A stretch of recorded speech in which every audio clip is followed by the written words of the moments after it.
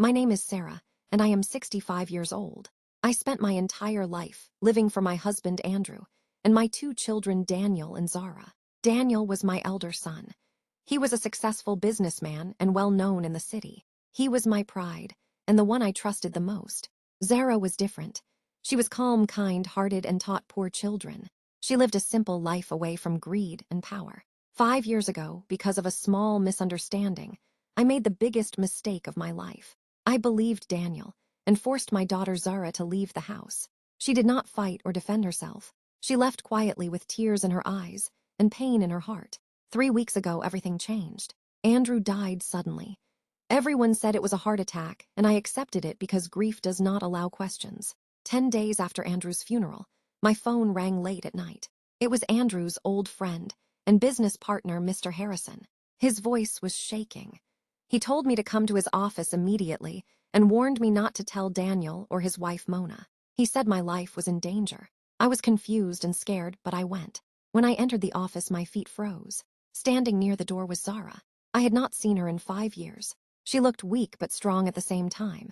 Her eyes were filled with pain. We looked at each other, but no words came out.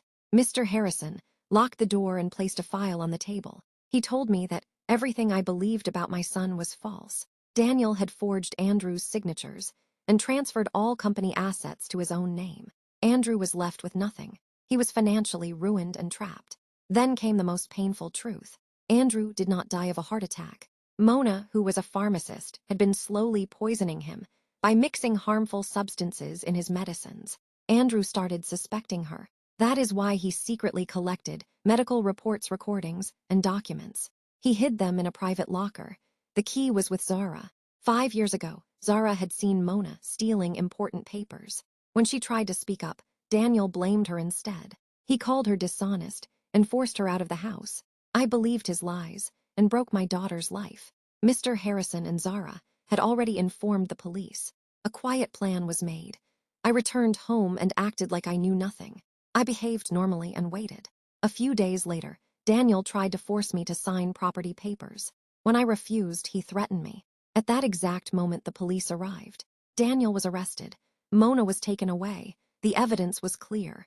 That day, I lost the son I trusted blindly, but I got back my daughter whom I had wronged. Only then, I understood why Andrew stayed silent. He was not weak. He was protecting me. He sacrificed everything to collect the truth so that I could be saved.